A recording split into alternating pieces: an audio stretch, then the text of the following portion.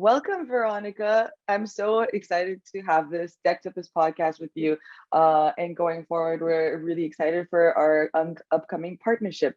So I wanted to kind of get started and kick off this podcast with introducing you. So in a minute or two, could you explain to me your background, what you do right now, and maybe some of your favorite things about your work?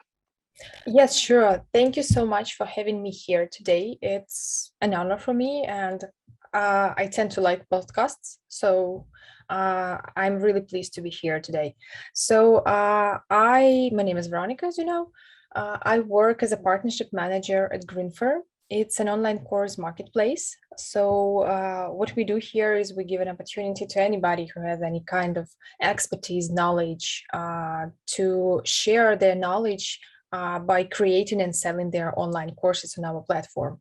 And so on the other hand, we give a chance for people who are eager to learn something new, to obtain new skills, to upskill probably, or find, new things for their free time, to come to us to choose courses from our catalog, from our website, and just, open up new things for them in their lives.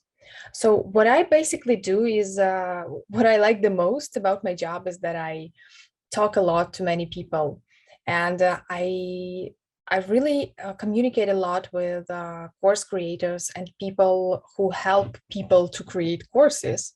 And these tend to be so interesting because when I was before I joined this company, I used to be a learner myself a lot, and I still am, because I take some courses, I get new skills, and it has always been interesting for me what it is to be, on the other side. So when I joined the company, I sort of uh, make it through, and it opened for me a whole new world of interesting people, of people who know how to create, of people who are not afraid to share their ideas, who are looking for new forms to, to share their experience with people. And then it also helps me to find new companies like yours, for example. New for me, and do some nice partnerships and develop both our business and your businesses as well. Definitely. What's interesting to me recently is that a lot of these kind of services like education, which was traditionally known to be very physical in nature, is converted into online platforms. And I think that's very interesting because people who are normally positioned as educators, when you think of like a teacher or or an educator, you immediately kind of go back to your primary school years and then probably imagine a teacher in front of the blackboard, but that Yeah. is no longer the case.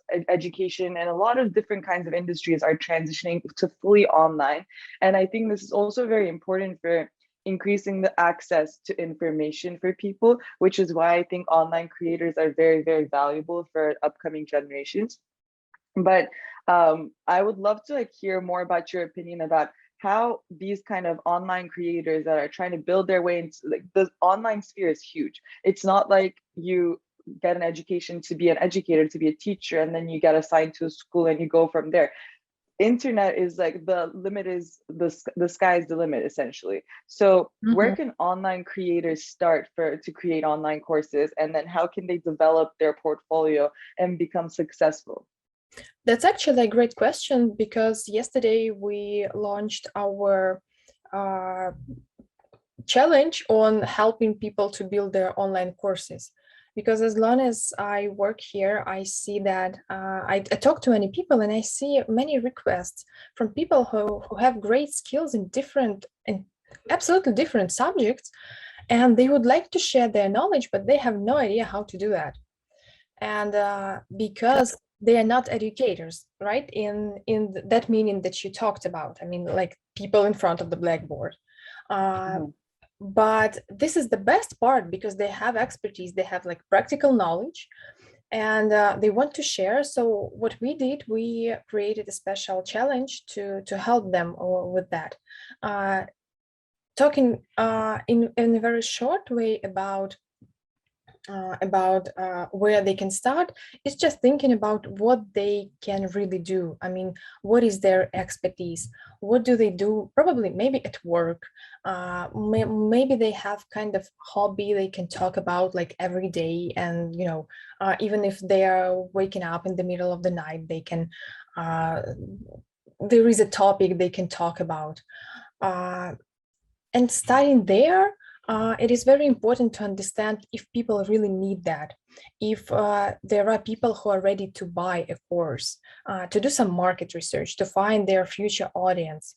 And after that, after they get the idea, after they have the research, there is just, creating a course is just a technical part, probably. It can be more creative if you think about, adding creativity, or thinking about the ways you can, I don't know, pass your knowledge, share your knowledge.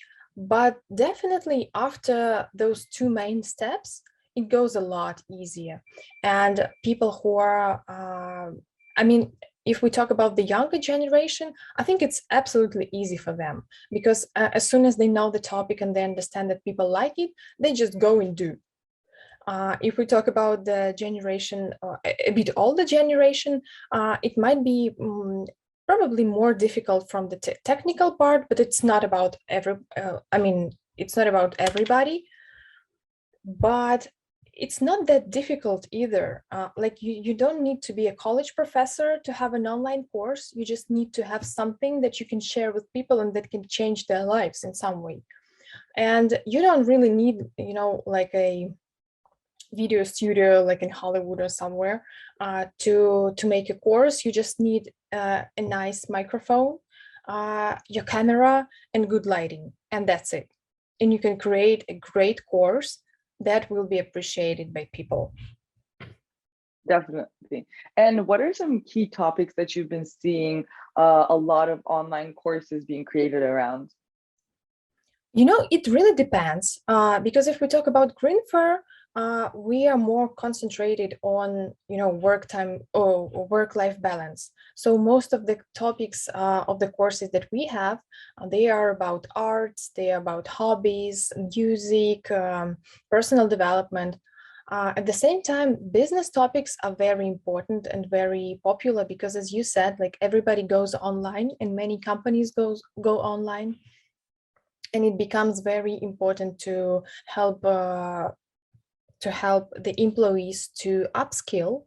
So what people used to do offline, doing trainings, different, when they all are in the office or in some special place, and there is an educator who is helping people get their new skills.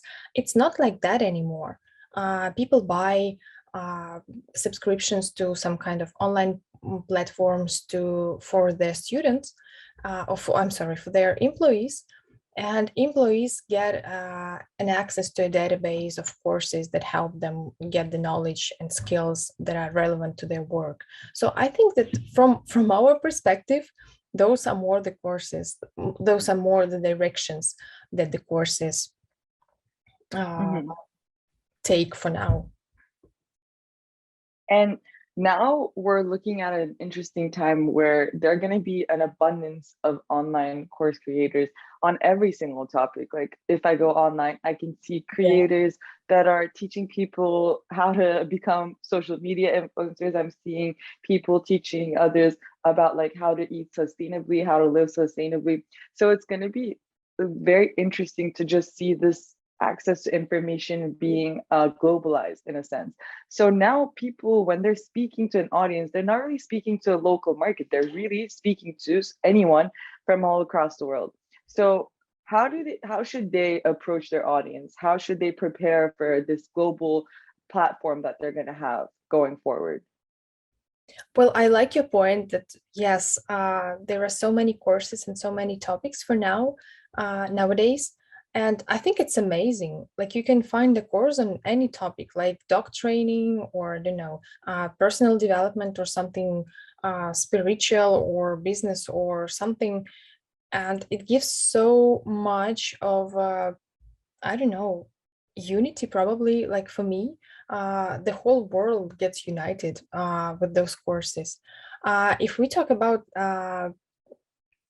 some kind of globalization, right, and reaching the global market, first, what the authors need to understand, creators need to understand, is who is the audience, who are the people who would be interested in their courses. So probably, I think it is a good idea to start with some kind of a local market, just to test, to try.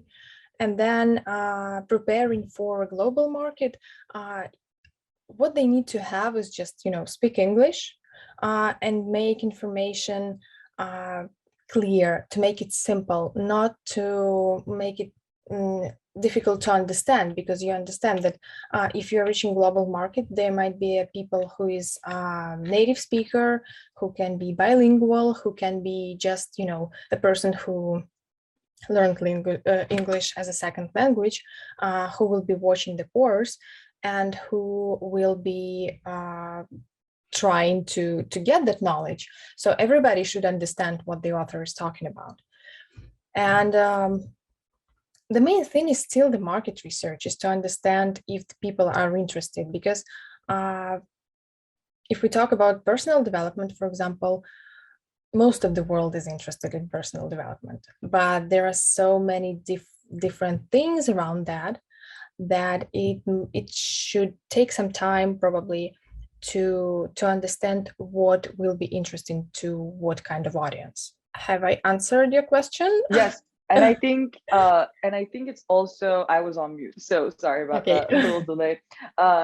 It's very interesting to explore how you can optimize the way in which you deliver content to these audiences. So I think it's really, as you were saying, it's important to find these kind of different tools online that can help you kind of optimize the way in which you synthesize your message, so that when you're delivering it to your audience, it's going in a way that they can digest it. So that's a great time to have a little plug-in for Decktopus there as well. Exactly. As you guys know, Decktopus is a presentation and proposal creation tool that are used very abundantly by online course creators. And the reason for that is Decktopus helps you create decks and documents that just help you deliver the message that you're trying to deliver in a digestible way that is going to be engaging in terms of the design. And it's also a very easy tool to just create presentations in under 5 minutes. So I think any online course creator out there, or online content creator in a sense, should definitely check our tool out. But also, if you're interested in online course creation, you should also check Grinfer, where you can optimize the way in which you create online courses and then build your audience. Having said that, I want to really thank you, Veronica, for joining me today for our podcast. Are there any closing remarks that you would like to share? Oh, probably yes. I would like to say that online education is a lot of fun, and it is a great tool nowadays. So if you are a learner if you're a person who would like to get a new kind of skill or any knowledge, just enter this very nice world of online courses, and you can start, for example, with us, with Grinfer. But at the same time, if you're a future creator and you're thinking about your online course and you understand that you need some nice visuals for the course, so you can join Decktopus for that. Great. Well, thank you so much. Having said that, let's wrap up our podcast and see you next time. Yeah, thank you so much for having me.